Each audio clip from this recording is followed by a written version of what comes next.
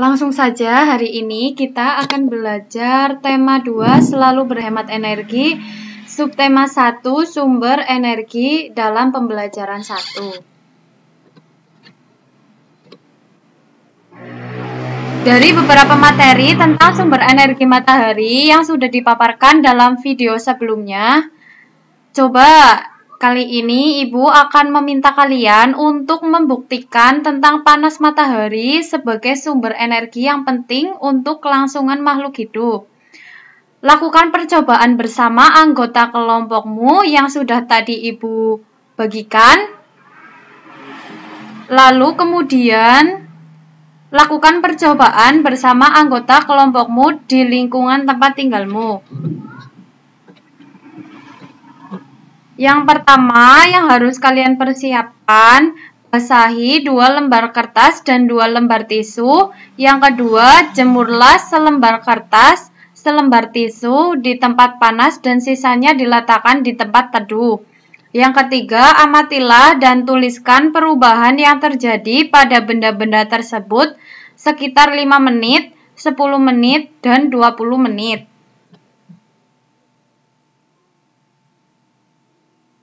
Selanjutnya, nanti buatlah tabel pengamatan seperti format yang sudah Ibu tulis dalam video kali ini ya. Pengamatan ada 2 laporan pengamatan. Yang pertama, pengamatan di tempat panas. Yang kedua, pengamatan di tempat teduh.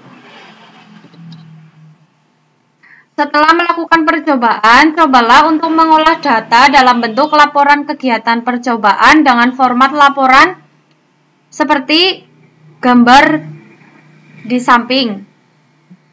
Laporan kegiatan nanti dituliskan nama percobaan, tujuan percobaan, alat-alat, langkah kerja, serta kesimpulan dalam kegiatan percobaan tersebut.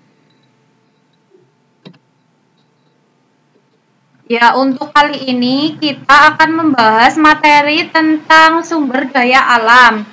Di Indonesia memiliki sumber daya alam yang berlimpah. Disebut dengan sumber daya alam karena berasal dari alam. Penduduk Indonesia dapat menikmati sumber daya alam tersebut untuk memenuhi kebutuhannya. Sumber daya alam terbagi menjadi 2, yaitu sumber daya alam yang dapat diperbarui maupun sumber daya alam yang tidak dapat diperbarui. Sebagai anak Indonesia, kamu harus tahu apa yang termasuk ke dalam keduanya dan apa dampaknya apabila kita kekurangan keduanya. Penggunaan sumber daya alam yang berlebihan akan mempengaruhi kehidupan manusia.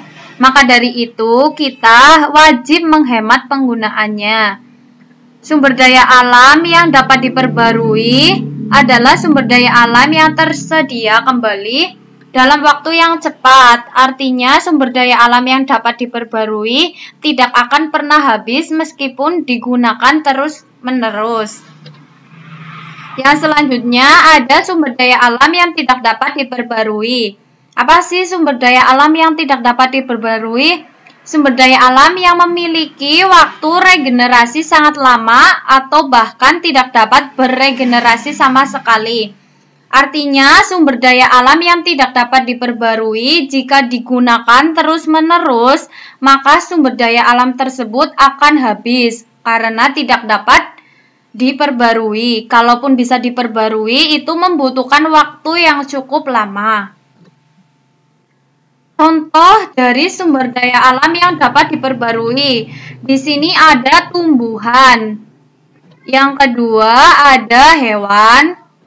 Yang ketiga ada matahari yang sudah kita bahas di video sebelumnya.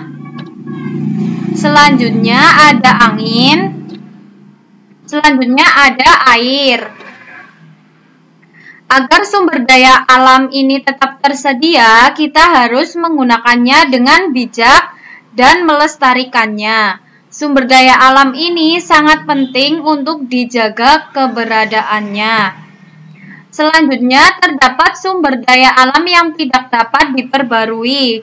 Contohnya apa sih sumber daya alam yang tidak dapat diperbarui? Contohnya seperti emas, Selanjutnya ada minyak bumi, dan ada besi, serta barang tambang lainnya.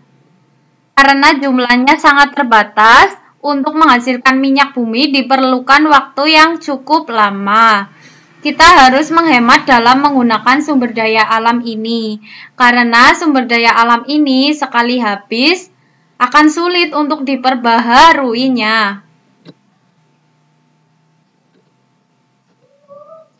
Selanjutnya, setelah kalian memahami materi yang sudah Ibu paparkan dalam video yang sudah Ibu tayangkan, silahkan kalian kerjakan soal evaluasi di Google Form. Untuk link nanti dikirimkan lewat WhatsApp grup nggih. Kemudian untuk jawabannya bisa dikirimkan melalui WhatsApp pribadi.